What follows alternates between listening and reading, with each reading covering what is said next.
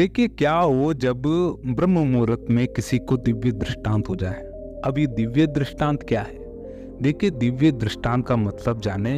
दिव्य दृष्टांत ये कि कोई साधक है, कोई भक्त है, राम का भक्त है, कोई कृष्ण का भक्त है, कोई राधा का भक्त है, कोई हनुमान का, कोई शिव का।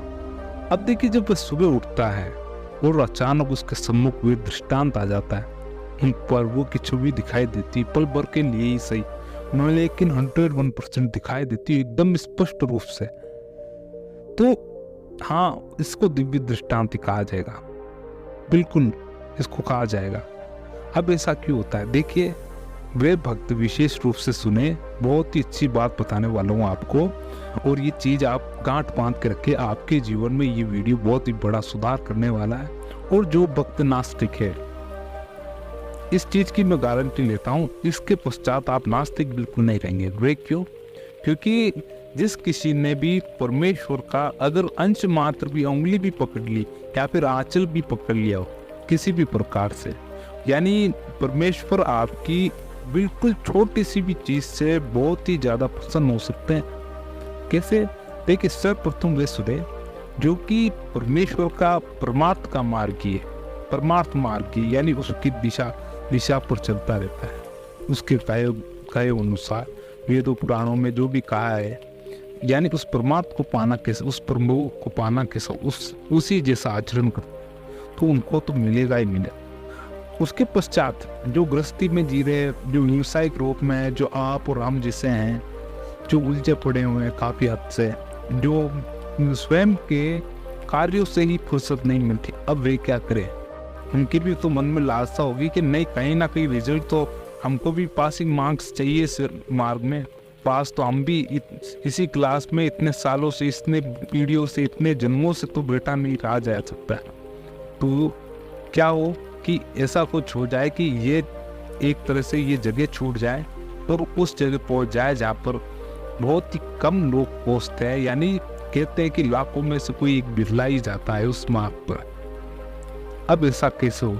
तो ऐसा तभी होगा, अभी क्या है कि त्रुटि हो रही है अभ्यास करते हुए, त्रुटि कर रहे हैं अभ्यास में भी, लेकिन करते जा रहे हैं, ये जरूर ध्यान रखें। आप निरंतरता से गिर रहे हैं, फिर वापस उठकर वापस चल रहे हैं, वापस गिर रहे हैं, उठकर वापस चल रहे हैं, इसका मतलब समझे।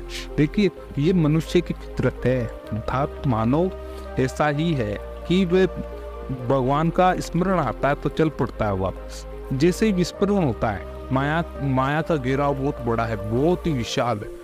प्रभु हरि ने इस माया को इतना विशाल बनाया और इतना ललायित बनाया है, बहुत ही ललायित। अगर इसमें अगर कोई उलझ जाए तो निकल पाना इतना, ये मोहित कर लेती है मनुष्य को कि इससे निकल पाना बहुत दुष्कर है। अब मोहित करने के मार्ग क्या है? ये मोबाइल ही आपके हाथ में। अब इससे बड़ी बड़ी और टेक्नोलॉजी आ रही है आने वाले समय में, जो आपका दिमाग भ्रमित करके रख देगी कि इतनी सुख सुविधाएं, इतना मन को उलझाने वाली सुविधाएं आने वाली है, सोचिए। तो ये प्रभु हरि का ही माया का एक विशाल घेरा है जो धीरे धीरे बहुत विकराल होता जाए, जिसको आप कलिकाल भी कह लीजिए। अब अब प्रभु से मिलना है, अब उनके मार्ग पे जाना है, उद्धार करना है। ब्रह्म मुहूर्त में ये चीज होनी बहुत जरूरी। देखिए ये मैं आपको क्या बता रहा हूँ, ये चीज बता रहा हूँ केवल और केवल ब्रह्म मुहूर्त के फायदे क्या होने चाहिए। ब्रह्म मुहूर्त के फायदे देखिए, सबसे बड़ा फायदा यही होता है, ब्रह्म मुहूर्त में उठें, और इसका फायदा एक दिन में नहीं होता है। अगर कोई व्यक्ति, अगर कोई साधक निरंतरता से ब्रह्म मुहूर्त में उठता है तो क्या होता है, धीरे धीरे वह अध्यात्म मार्ग में प्रगति करता है, बिल्कुल 101%। धीरे धीरे एक कोई साधक, एक नॉर्मल इंसान भी हो, अगर ब्रह्म मुहूर्त में उठना स्टार्ट करते हैं, देखिए जो सुबह प्रातःकाल जल्दी उठ जाता तो उसके हृदय में प्रभु का ही स्मरण सबसे पहले आता है, और किसी का नहीं। प्रभु का स्मरण ही पहले आएगा। और जब कोई साधक थोड़ी सी बुद्धि यानी उसकी चेतना जाग जाती है, तब वह क्या करता है कि उस समय प्रभु का ध्यान, प्रार्थना, वंदना, नाम जप इत्यादि कोई भी मार्ग अपना सकता है, उनको प्रसन्न करने के लिए, उनको जानने के लिए। ऐसे साधक क्या होते, बहुत ही जल्दी उन्नति करते, बहुत ही जल्दी अपने मार्ग में उन्नति करने लग जाते हैं। अब क्या करें कि ब्रह्म मुहूर्त में आप उठकर प्रभु की सेवा इत्यादि प्रार्थना जो भी आप सोच सके पहली प्रायोरिटी उनको दे सके। अब हमारा क्या कार्य है? देखिए, हमारा कार्य यह है कि जो भी आप करें उसमें कभी भी त्रुटि ना रखें। त्रुटि कैसी? देखिए, त्रुटि ऐसी होती है कि जब भी आप कोई एक तो स्वयं के खुले हृदय से यानी अटूट विश्वास से कोई चीज करते हैं। देखिए, भारतीय अर्थात भारतीय संत, इनकी बहुत ही बड़ी उदारता है या फिर बहुत ही हृदय की विशालता है कि उन्होंने एक सामान्य से शिला में भी भगवान प्रकट करने की क्षमता है, सामर्थ्य है। यानी ये सिद्ध संतों की एक शक्ति माने या फिर बहुत ही बड़ी, आप ये कोई बहुत ही चमत्कारिक शक्तियां माने होंगे, दिव्य शक्तियां जो एक मात्र शिला मात्र में भी स्वरूप प्रकट कर सकती है और उसको प्रभु में एक तरह से जान डाल सकती है। ये आपने स्वयं ने देखा होगा। राम सेतु बनाता केवल और केवल राम का नाम लिखने मात्र से एक भाषण इतना हल्का हो गया कि वे पानी पर तैर सकता है। ये हुआ कैसे आखिरकार? ये केवल और केवल एक दृढ़ हृदय से, दृढ़ विश्वास से प्रभु, एक सेवक ने अपने प्रभु का नाम लिखा बहुत ही दृढ़ विश्वास से कि नहीं, जो कार्य होना है केवल और केवल उस प्रभु के नाम से ही होना। लिखा, उसको पानी में डाला और तैरने लग गए। अब देखिए, इस प्रकार की भक्ति होनी चाहिए प्रत्येक व्यक्ति कि स्वयं को, जो भी साधक है, स्वयं को अपने इष्ट पर बहुत ही गजब का विश्वास होना चाहिए। इष्ट पर और परमेश्वर पर साक्षात्कार। देखिए, परमेश्वर का रूप निराकार और निराकार से ही सभी आकार बने हैं। ये आपको स्पष्ट रूप से ध्यान रखें। निराकार का मतलब देखिए साकार रूप में भी है वे। आप ये अलग अलग ना समझे कि निराकार में अलग है, साकार में अलग है। कि साकार रूप को बदलने में तो काफी लंबी चौड़ी लाइनें, कितने ही जने, ऐसा बिल्कुल नहीं है। आप इसको सही तरीके से जाने कि जो निराकार है वही साकार है, और साकार को बनाने में भी देखिए काफी लंबा समय लगता है।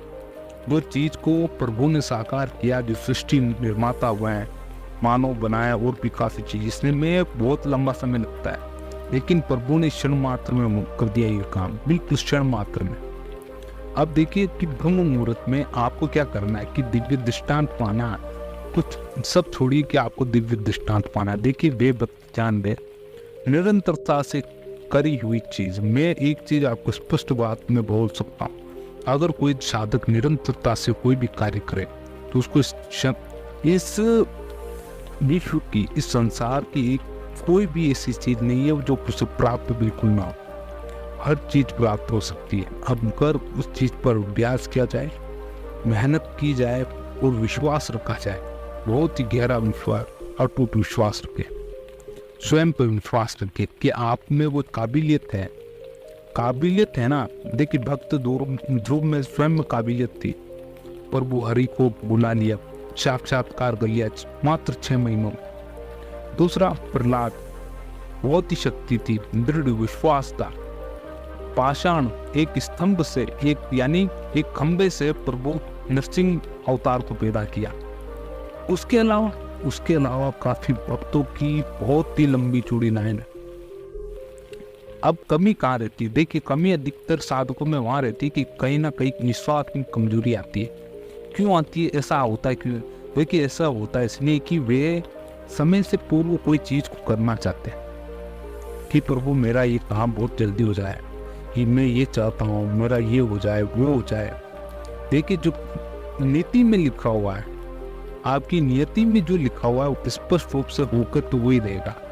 वो बचा कुचा क्या है कि जब अगर आप दृढ़ विश्वास के साथ मेहनत करते हैं, कुछ और कार्य करते हैं लगन से, प्रभु पे विश्वास रखते हुए, तो वे भी है कि वे हो सकता है, 101% हो सकता है। उसके अलावा अगर नहीं हो रहा है तो ये ना माने कि ये कार्य प्रभु के अलावा हो ही नहीं रहा है, यानी आपने उस चीज को छोड़ दिया और अलग मार्ग पर चली। बिल्कुल गलत, ऐसा कार्य कभी नहीं करना है।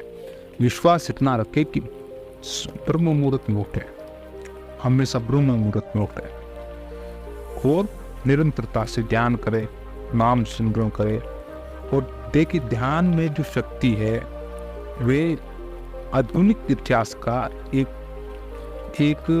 आप जीवन सारांश पढ़ लीजिए, वो है स्वामी विवेकानंद। उन पर आधुनिक इतिहास पे देखिए, जब वे छोटे थे धीरे धीरे बड़े हुए, इन्होंने गुरु बनाया, गुरु बनाने के बाद ब्रह्मचार्य का पालन किया। गुरु भी कोई ऐसा वैसा नहीं माने, रामकृष्ण परमहंस बहुत ही गजब के, जिन्होंने साकार किया है भारत के इतिहास में कि जो चीज हमारे जो यहाँ पर है, देवी देवता जो भी साक्षात्कार उन्होंने आंखों से भली बात ही देखा हो, और वो चीज प्रभु दर्शन स्वामी विवेकानंद को हुआ है दृढ़ विश्वास के साथ। देखिए, स्वामी विवेकानंद भी बहुत पढ़े लिखे आदमी थे, बहुत ही दिमाग बहुत गजब चलती थी उनकी बुद्धि, लेकिन धीरे धीरे रो बनाया उन्होंने। वो अनपढ़ थे लेकिन परमार्थ मार्ग भी बहुत ही जबरदस्त गुरु, जबरदस्त गुरु, बहुत ही कम लोगों को ऐसे गुरु मिलते हैं। देखिए, आपको करना कुछ नहीं है, केवल एक मार्ग पकड़ना, उस मार्ग पर चलना है निरंतरता से, और इतना दृढ़ विश्वास करके चलना है कि कोई हिला ना सके, अंत समय तक हिला ना सके आपकी जगह से, कि किसी ऐसी को संगति में फंस गए और वहाँ उलझ गए, ऐसा नहीं करना। संगति ऐसी की आदत बिल्कुल एक जगह से हिला तो नहीं हिला, एक जगह स्थायी रूप से, जैसे कि कैसे अंगद ने बड़ी सभा में अपना पांव पसार दिया था और घोषणा कर दी थी कि कोई मेरा 1 इंच मात्र भी ये पैर हिला के बता दे तो मैं प्रभु राम की तरफ से मैं हार मान लूंगा और हमारी सेना फिर से लौट जाएगी। इस प्रकार का मजबूत धैर्य, अटूट विश्वास, ये आप में होना बहुत जरूरी, कि वर्तमान समय इस प्रकार से घूम रहा है, यानी घूमने का मतलब बिल्कुल उलट से पुलट हो रहा है। बिल्कुल समय बहुत तेजी से चेंज हो रहा है। जो 30 सालों में हुआ था फिर 10 सालों में पलट गया, अब फिर 5 साल में, साल भर में, इस प्रकार से समय चेंज हो रहा है। अत्याधुनिक संसाधनों की आबादी बढ़ रही है और काफ़ी सारी कुसंगतियाँ बढ़ रही है। मानव बहुत ही बुरी तरह से त्रस्त हो रहा है इस माया में, इस चीज़ का। ब्रह्म मुहूर्त में उठें, अपनी जीवन शैली बदलें, फायदे बहुत हैं। ब्रह्म मुहूर्त के फायदे बहुत हैं, आप ध्यान रखें। इन ब्रह्म मुहूर्त के फायदों में आप उलझना, केवल अपना कार्य करते रहें, फल की कभी इच्छा ना रखें। केवल और केवल ब्रह्म मुहूर्त में उठे, प्रभु का इष्ट का नाम लें, उनको निरंतरता से ध्याते रहें, और क्या होगा कि एक समय पश्चात आपको स्वयं, अगर आपकी भक्ति में अगर बल रहा, सामर्थ्य रहा आप में, तो स्वयं साक्षात्कार होगा 101%। इस चीज़ का विश्वास करना पड़ेगा आपको, और अच्छी भली बाती रूप से विश्वास करना पड़ेगा। आपको ये वीडियो कैसा लगा जरूर हमें कमेंट के माध्यम से बताएं। अगर वीडियो अच्छा लगा हो तो लाइक जरूर करें हमारे इस वीडियो को, और चैनल को सब्सक्राइब करें आत्मा का सफ़र। और मिलते हैं हम आपसे अगली वीडियो में। जब तक के लिए जय श्री राम। ओम नमो भगवते वासुदेवाय।